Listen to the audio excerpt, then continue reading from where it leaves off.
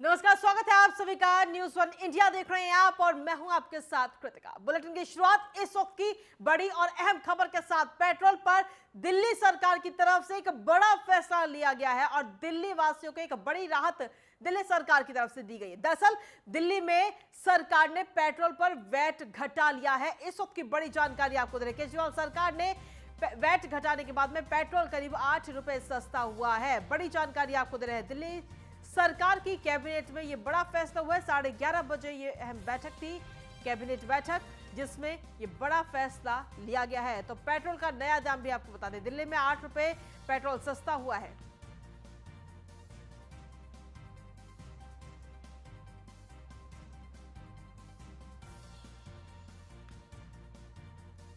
तो चलिए अब आपको बताते हैं ग्राफिक्स के जरिए कि आखिर दिल्ली में 8 रुपए पेट्रोल सस्ता होने के बाद में दिल्ली में पेट्रोल के नए दाम क्या है। दरअसल आपको बता दें कि दिल्ली में 95 रुपए 48 पैसे पेट्रोल के दाम है प्रति लीटर, और वहीं डीजल के 86.67 रुपए। और वहीं नोएडा की अगर हम बात करते हैं तो 95 रुपए 48 पैसे। नोएडा और दिल्ली के दाम लगभग एक ही हैं। और डीजल की अगर देखा जाए तो डीजल के दाम भी लगभग सेम ही है। और गुरुग्राम की अगर हम बात करते हैं तो गुरुग्राम में भी 95 रुपए 90 पैसे पेट्रोल के दाम है। वहीं डीजल 87 रुपए 11 पैसे। तो ये दाम है पेट्रोल और डीजल के दिल्ली, नोएडा, गुरुग्राम के। दिल्ली एनसीआर के दाम आपको बताए हैं इस वक्त। तो दिल्ली में 8 रुपए पेट्रोल सस्ता हुआ है। दरअसल दिल्ली सरकार ने वैट जो था वो 30% से घटाकर अब 19% वैट रखा है, तो जिसकी वजह से पेट्रोल के दाम काफी कम हुए हैं। और कुल मिलाकर अगर देखा जाए तो 8 रुपए पेट्रोल के दाम हुए हैं। दिल्ली में पहले 103 रुपए और 91 पैसे पेट्रोल था और अब 8 रुपए पेट्रोल सस्ता हुआ है। तो बड़ी जानकारी इस वक्त आपको दे रहे हैं। दिल्ली में 8 रुपए पेट्रोल हुआ है, 8 रुपए सस्ता हुआ है पेट्रोल। और दिल्ली में इस वक्त की अगर हम रेट बता दें तो 95 रुपए।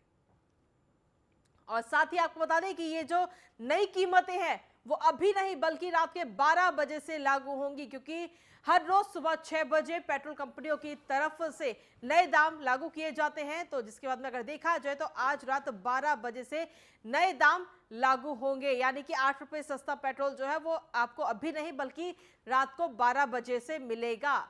तो बड़ी जानकारी इस वक्त आपको दे, दिल्ली वासियों को कहीं ना कहीं राहत इस वक्त मिल रही है। एक तरह से देखा जाए तो जनवरी से, यानी कि साल की शुरुआत से ही जो देश की जनता है वो काफी ज्यादा परेशान थी, क्योंकि पेट्रोल और डीजल के दामों में लगातार बढ़ोतरी हो रही थी।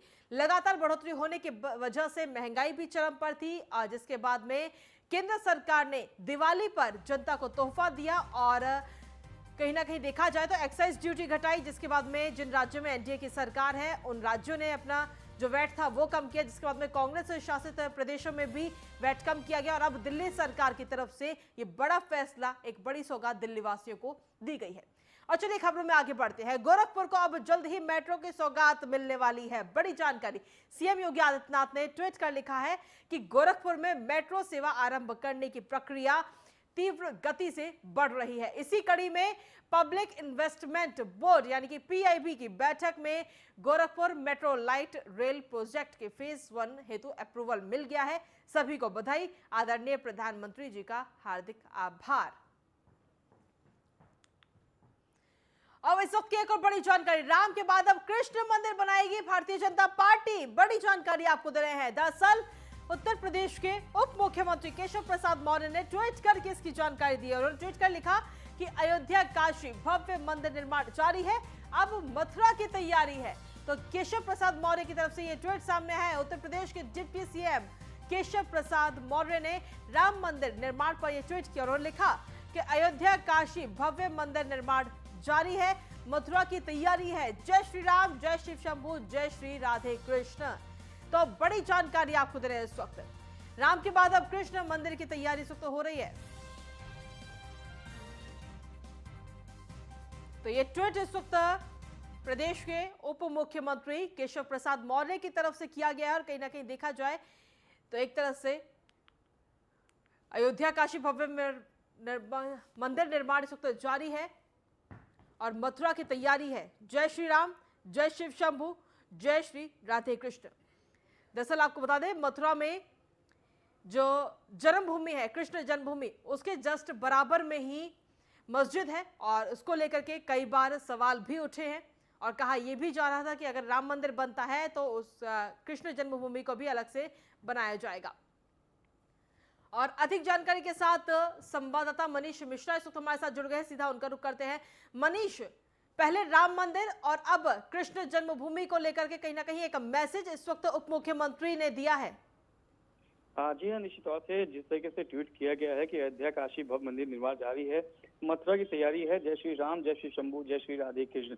तो कहीं ना कहीं ऐसा ट्वीट जब आपका जो प्रदेश है वो चुनाव मूड में जा रहा है, चुनाव के कुछ ही दिन पहले, कुछ ही महीने पहले ऐसा ट्वीट आना कि मतलब एक न साफ तौर पे सांकेतिक दिया जाता है कि जिस तरीके से अयोध्या में भव्य निर्माण किया जा रहा है प्रभु श्री राम का, उस तरीके से हम जहाँ देख रहे थे कि कृष्ण जन्माष्टमी है उसको लेके भी वो कोर्ट में, हालांकि मामला अभी लंबित है, पर उसको अभी कुछ दिन पहले भी हिंदू वाहिनी की तरफ से ऐलान किया गया था कि वहां पे जाके जलाभिषेक किया जाएगा, उसको लेके भी गहमागहमी ज्यादा थी। पर अब जब प्रदेश के उप मुख्यमंत्री केशव प्रसाद मौर्य इस तरह का ट्वीट करते हैं तो स्वाभाविक है कि एक फिर से जो हिंदुत्व फैक्टर है उसको कहीं ना कहीं बढ़ावा देने की कोशिश की जा रही है।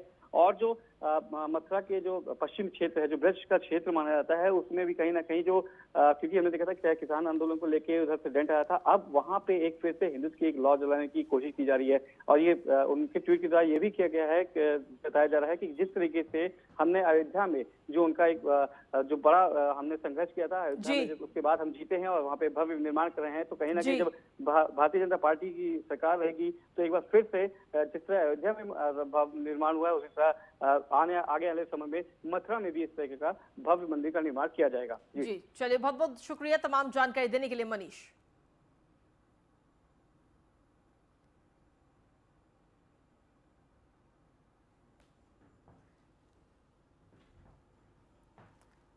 और इसी के साथ चलिए खबर में आगे बढ़ेंगे। आगामी विधानसभा चुनाव के लिए बीजेपी ने अपनी कमर कस ली है। बीजेपी ने चुनाव प्रबंधन के लिए 25 विभाग गठित किए गए हैं, जिसमें बूथ से लेकर हवाई यात्रा के प्रबंधन तक का ख्याल रखा गया है।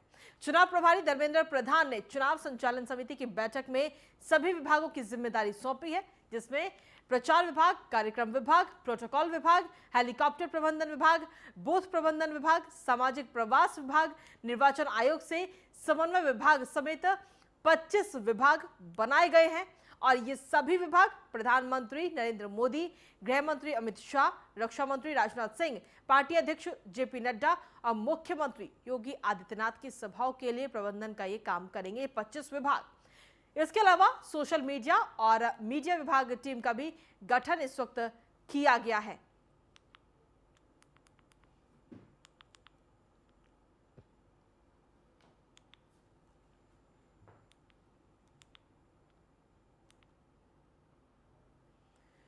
अब वही खबर में आगे बढ़ेंगे, बात करेंगे अब लखनऊ की, जहां पर नए वेरिएंट को लेकर उत्तर प्रदेश सरकार इस वक्त अलर्ट मोड में है। मुख्यमंत्री योगी आदित्यनाथ ने अधिकारियों को सीधे तौर पर कड़े निर्देश दिए हैं। हर जगह मास्क पहनना अनिवार्य कराएं। दूसरे राज्यों से आने वालों की कोविड जांच की जाए, बिना जांच के किसी को भी प्रदेश में ना आने दें। बस, रेलवे स्टेशन, एयरपोर्ट पर भी सतर्कता बरते। तो मुख्यमंत्री योगी आदित्यनाथ ने अधिकारियों को सीधे और कड़े निर्देश दिए हैं। उन्होंने साफ तौर पर कहा कि बिना जांच के किसी को भी प्रदेश में ना आने दें, क्योंकि जिस तरीके से ओमिक्रॉन वेरिएंट इस वक्त दूसरे देशों में फैला हुआ है, तो अगर हमारे देश में ये वेरिएंट आता है तो ऐसे में उत्तर प्रदेश सरकार पहले से ही अपनी पूरी तरीके से तैयारी कर रही है।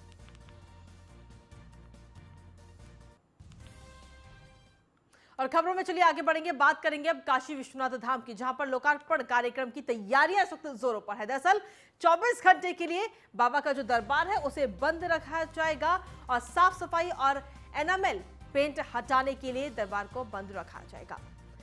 साथ ही काशी विश्वनाथ मंदिर में आज श्रद्धालु दर्शन पूजन नहीं कर सकेंगे। दरअसल मंदिर में चल रहे निर्माण कार्य को देखते हुए आज मंदिर में भक्तों की आने की मनाही रहेगी।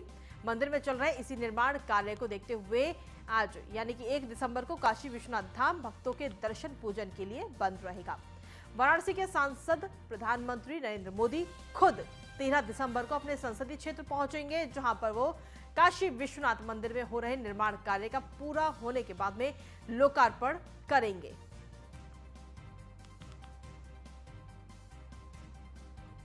और इसी पर अधिक जानकारी देने के लिए हमारे संवाददाता आकाश यादव इस वक्त जुड़ गए हैं वाराणसी से। सीधा उनके पास चलते हैं। आकाश, एक तरह से देखा जाए तो प्रधानमंत्री नरेंद्र मोदी 13 तारीख को आएंगे और उससे पहले कहीं ना कहीं मंदिर में पूरी तरीके से तैयारियां की जा रही हैं। देखिए कृतिका, वाराणसी को दुल्हन की नरेंद्र मोदी जब 13 दिसंबर को वाराणसी आएंगे तो मैदागिन से लेकर दशाश्वमेध घाट, ये जो रास्ते हैं काशी विश्वनाथ के मुख्य द्वार के, ये सारे मकान एक रंग के हो जाएंगे। उसके साथ साथ सारे मकानों पे दिवाली की तरह लतर लगेंगे, लोग दिए जलाएंगे। जिला प्रशासन से निर्देश किया है, भारतीय जनता पार्टी के कार्यकर्ता भी घर घर जाएंगे, लोगों से आग्रह करेंगे। वैसे भी जब भी प्रधानमंत्री का कार्यक्रम काशी में होता है तो काशी के लाल कहे जाने वाले प्रधानमंत्री जब भी काशी में आते हैं उनका भव्य स्वागत होता है। देखिए, मंदिरों और घाटों का शहर है बनारस। पहले जो लोग दर्शन करते थे काशी विश्वनाथ का, तो गंगा घाट से दर्शन करने के बाद काफी गलियों, सकरी गलियों से होकर काशी पहुंच जाते थे। लेकिन अब मुख्य द्वार यानी काशी विश्वनाथ के ठीक सामने से जो मुख्य द्वार खुल गया है, माँ गंगा का दर्शन करिए, स्नान करिए, उसके बाद सीधे गर्भगृह काशी विश्वनाथ का दर्शन करिए। तो प्रधानमंत्री जब 13 तारीख को काशी विश्वनाथ मंदिर का लोकार्पण करेंगे, वहाँ भव्य स्वरूप जो काशी विश्वनाथ कॉरिडोर का लोकार्पण करेंगे, तो पूरे पश्चिम उत्तर दक्षिण चारों दिशाओं के प्रमुख यानी कि खुद साधु संतों को बुलाया गया है, बुद्धिजीवियों को बुलाया गया है, विद्वानों को बुलाया गया है। इनके साथ प्रधानमंत्री संवाद करेंगे। काशी में जो ये स्वरूप बना है जिसमें 24 भवन है, उसके साथ साथ लाइब्रेरी है, मोक्ष नगरी काशी कही जाती है। तो मोक्ष पाना है तो उसका भी भवन काशी विश्वनाथ का ये कॉरिडोर है, इसमें बन गया। ऑटोमेटिक यानी सारी सुविधाओं से लैस, यदि धुआं भी जले तो अलार्म बज जाएगा। इस तरीके से काशी विश्वनाथ कॉरिडोर को बनाया गया। हालांकि जब प्रधानमंत्री लोकार्पण करेंगे तो राजदूतों को भी बुलाया गया, जो विभिन्न राजदूत है कि भारतीय संस्कृति और भारतीय परंपरा को देश विदेश तक किस तरह ले आया जाए, उस पर भी मंथन चलेगा। तो भारतीय राजदूत भी आएंगे, विभिन्न देश से राजदूत आएंगे। उसके साथ साथ एक बुकलेट बना है, जब प्रधानमंत्री लोकार्पण करेंगे तो काशी के घर घर बुकलेट जाएगी, उसके साथ साथ काशी विश्वनाथ की वो प्रसाद जाएगी। ये हर बिल्कुल, कहीं ना कहीं देखा जाए तो जब भी प्रधानमंत्री नरेंद्र मोदी अपने संसदीय क्षेत्र पहुंचते हैं तो पूरे क्षेत्र को, पूरे वाराणसी को एक दुल्हन की तरह सजा दिया जाता है और उसकी तैयारियां इस वक्त लगातार की जा रही है। फिलहाल तमाम जानकारी देने के लिए बहुत बहुत शुक्रिया आकाश। सीधे रुख करेंगे इस वक्त की बड़ी खबर का। उत्तर प्रदेश की सियासत से जुड़ी आज की सबसे बड़ी खबर आपके अपने चैनल न्यूज़ 1 इंडिया पर एक्सक्लूसिव जानकारी। पूर्वांचल में ब्राह्मणों का बड़ा चेहरा हो सकता है साइकिल पर सवार, इसकी बड़ी जानकारी आपको दे रहे हैं। सभा में शामिल हो सकता है हरिशंकर तिवारी परिवार और विनय शंकर तिवारी और अखिलेश यादव की मुलाकात भी हुई है। कई ब्राह्मण नेताओं की अखिलेश यादव से मुलाकात हुई है और कल कुशल शंकर तिवारी भी अखिलेश यादव से मिले थे, उनसे भी मुलाकात हुई थी और अब विनय शंकर तिवारी की भी मुलाकात अखिलेश यादव के साथ हुई है। तो बड़ी जानकारी इस वक्त आपको दे रहे हैं। कई ब्राह्मण नेताओं के साथ अखिलेश यादव लगातार मुलाकात कर रहे हैं।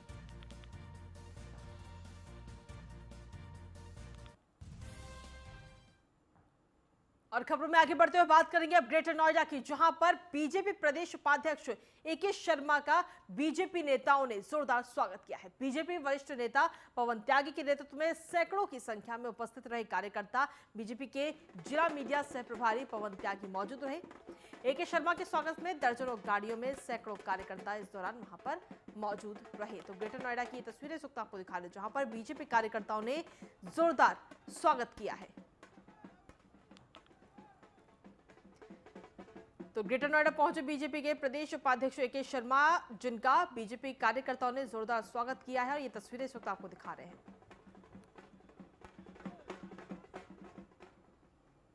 और इसी बीच इस वक्त की एक और बड़ी जानकारी, एएमयू के छात्र को प्रधानमंत्री मोदी की तारीफ करना महंगा इस वक्त पड़ गया है।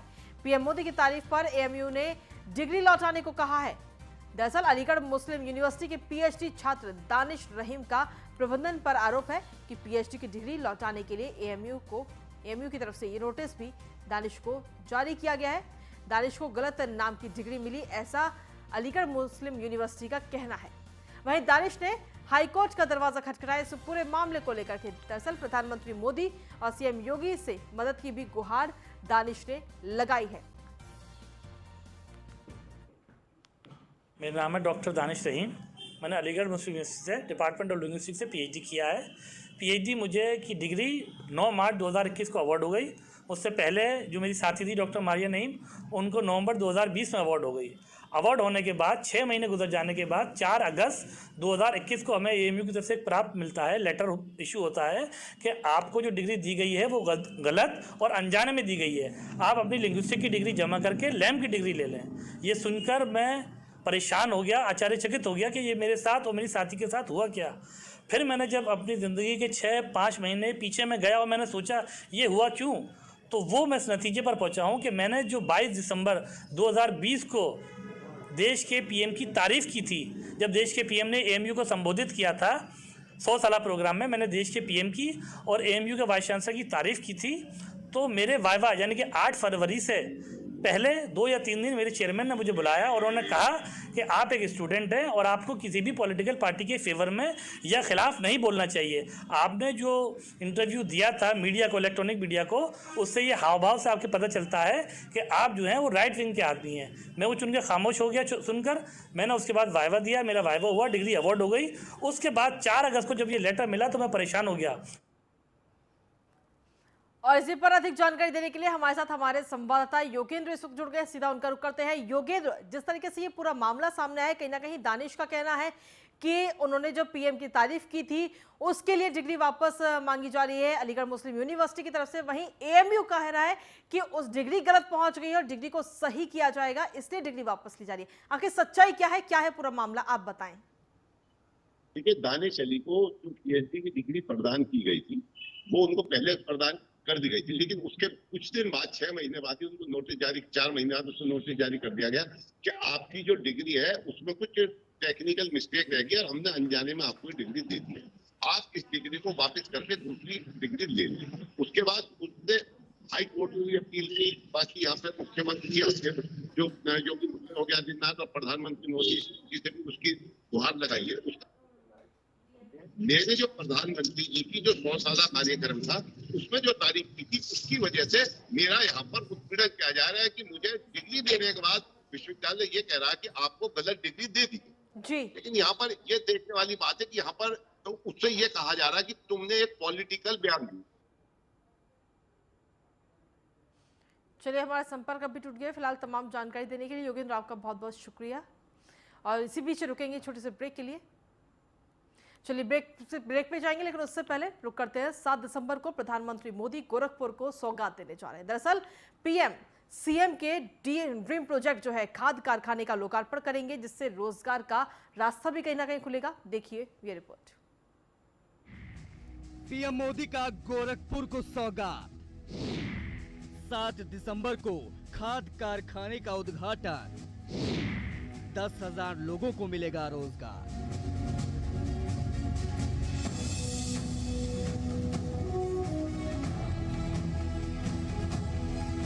सात दिसंबर गोरखपुर के लिए खास दिन रहेगा। पीएम मोदी मुख्यमंत्री योगी आदित्यनाथ के ड्रीम प्रोजेक्ट का लोकार्पण करेंगे। सीएम का ड्रीम प्रोजेक्ट खाद कारखाना खेतों की हरियाली और रोजगार के क्षेत्र में खुशहाली लाने को पूरी तरह तैयार है। सीएम योगी सांसद रहते हुए खाद कारखाने के लिए संसद में आवाज उठाते थे। 2014 में केंद्र में बीजेपी के सरकार बनने के बाद उनकी मेहनत रंग लाई। प्रधानमंत्री मोदी ने जुलाई 2016 में कारखाने की नींव रखी थी। हिंदुस्तान उर्वरक एवं रसायन लिमिटेड की ओर से निर्मित इस खाद कारखाने से हर साल 12.7 लाख मीट्रिक टन और प्रतिदिन 3,850 मीट्रिक टन नीम कोटेड यूरिया का उत्पादन होगा। खाद कारखाना 5 से 10 किलोमीटर के क्षेत्र में सामाजिक आर्थिक बदलाव का वाहक बन चुका है। लोकार्पण के बाद इसके जरिए करीब 10,000 लोगों को रोजगार मिलेगा। आने वाले दिनों में गोरखपुर में बनी यूरिया से पड़ोसी देश नेपाल की फसलें भी लहलहाएंगी। एक ग्राफिक्स के जरिए इस कारखाने की खासियत आपको बताते हैं। 8,000 करोड़ की लागत से बना है ये खाद कारखाना। 3,850 मीट्रिक टन नीम कोटेड यूरिया का रोजाना उत्पादन होगा। 993.75 एकड़ है खाद कारखाने का क्षेत्रफल। 215 एकड़ में कारखाने के संयंत्र लगे हैं। 90 एकड़ ग्रीन बेल्ट, 95 एकड़ प्रशासनिक भवन। प्राकृतिक गैस विधि से बनाई जाएगी खाद। यह कारखाना 31 साल बाद शुरू होगा। पुराना खाद कारखाना 20 अप्रैल 1968 से शुरू होकर 1990 तक चला था। 10 जून 1990 को एक दुर्घटना के बाद मजदूरों ने आंदोलन शुरू कर दिया था। इसके बाद कारखाना अस्थायी रूप से बंद हो गया था। 2002 में सरकार ने इसे अंतिम रूप से बंद करने का निर्णय लिया और यह काम करने वाले 2400 अस्थायी कर्मचारियों को वीआरएस दे दिया गया था। गोरखपुर से हरेंद्र दुबे की रिपोर्ट। और चलिए खबर में आगे बढ़ेंगे। कच्चे माल की लागत में वृद्धि के चलते दिसंबर से ही एक माचिस की कीमत दोगुनी हो गई है। दरअसल दिसंबर से माचिस की एक डिब्बी अब 2 रुपए में आपको मिलेगी। शिवकाशी में all India chamber of match box ने बढ़ती लागत और मुद्रास्फीति के कारण माचिस की कीमतों को बढ़ाने का ये फैसला लिया है। इससे पहले माचिस की कीमत साल 2007 में 50 पैसे से बढ़ाकर 1 रुपए की गई थी और वहीं 1995 में माचिस की कीमत 25 पैसे से बढ़ाकर 50 पैसे कर दी गई थी।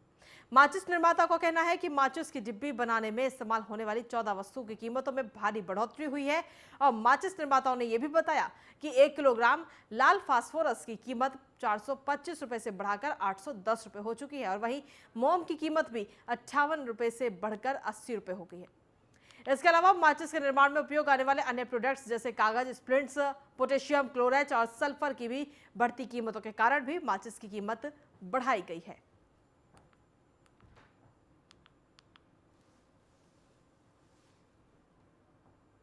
वहीं खबरों में आगे बढ़ेंगे, बात करेंगे अब बुलंदशहर की, जहां पर एनजीटी के नियमों की गन्ना क्रशर जमकर धज्जियां उड़ा रहे हैं और तस्वीरें आप मेरे पीछे देख सकते हैं। दरअसल जहां प्रदूषण की लोगों के लिए खतरा बना हुआ है, वहीं गन्ना क्रशर की चिमनी से भी जमकर धुआं निकल रहा है, जिसका वीडियो सोशल मीडिया पर जमकर वायरल हो रहा है।